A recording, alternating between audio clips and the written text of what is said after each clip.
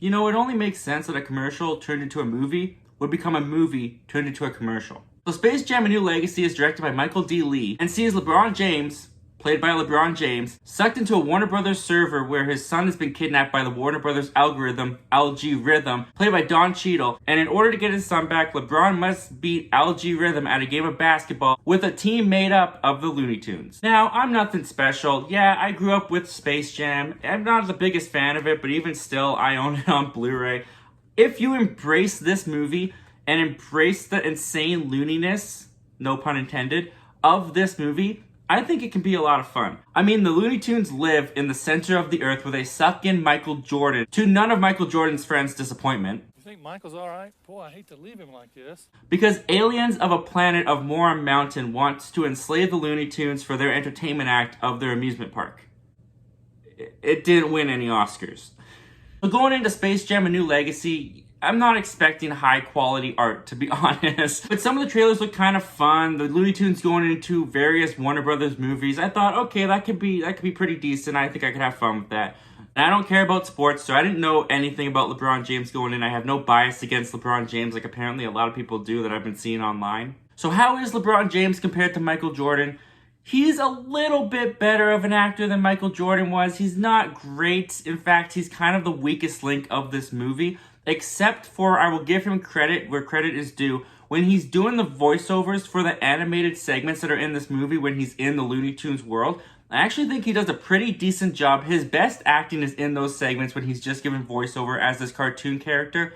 And the animation in those segments with the cartoon Looney Tunes world looks so good. The animation artist that hand drew those segments of the movie, props to you. It's definitely some of the best parts of the movie, and it's the best looking part, I think, of this entire movie. Not to say the rest of the movie doesn't look good. I think the CG, animation, all the special effects look top notch here. But a big problem that I found with LeBron James's character is he's pretty unlikable throughout the whole movie. They don't really make him someone that you get attached to, because he comes onto the scene and instantly he's just kind of berating his son. His son wants to make video games, he wants him to play basketball, and he's really harsh on his son about playing basketball. And the film tries to have this kind of sentimental father-son storyline that goes throughout the movie, but it never really felt that emotionally connecting for me. It just felt kind of paint by numbers family film. We need this in the movie. How can we get this in the movie? LeBron James likes basketball. What if his son didn't? There we go. That's something where they can come together, connect, and bond over. And I just didn't really feel anything through it. On the flip side of LeBron James, let's talk about Don Cheadle as the villain Algorithm. I don't know what Don Cheadle's on, but I want some. He brings life and energy into this movie. Of all the actors of this movie, he is by far the standout of this film. And he's a really entertaining performance. He gives this really hyper-energetic, kind of embracing the looniness of the movie as this character of Algorithm. And not to get into too many spoilers, but the reason why Algorithm doesn't like LeBron James in this movie and challenges him to a basketball game is so ridiculously stupid, it's really funny.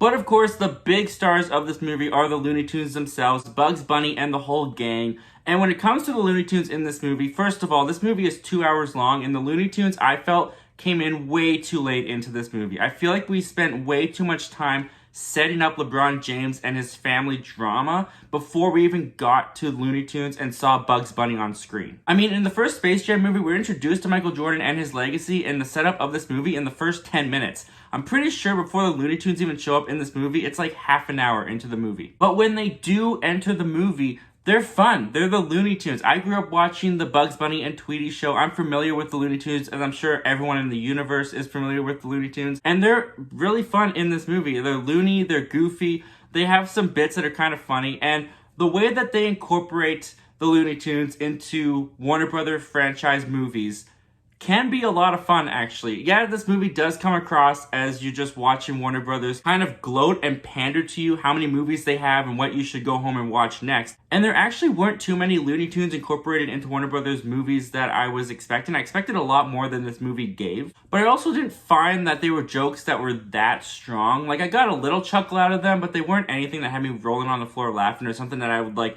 have to watch again on YouTube right when I got home. And then of course you have the basketball game, which involves every IP that Warner Brothers owns watching the game. And it can be kind of fun during this basketball game to look in the background and find people that you recognize from other Warner Brothers media. And in the end, that's kind of how I just see Space Jam: A New Legacy. It's a YouTube clips movie, you know? This isn't a movie that I would want to throw on and watch the entire thing through very often. I would just go to YouTube and look up some of the best parts of this movie, which would pretty much be just the movie references that the Looney Tunes are incorporated in. As far as the sequel goes to Space Jam, this doesn't have that much connective tissue to the first Space Jam movie. It kind of does just stand on its own, although there is a reference to Michael Jordan from the first Space Jam movie, which was probably the best joke in the movie.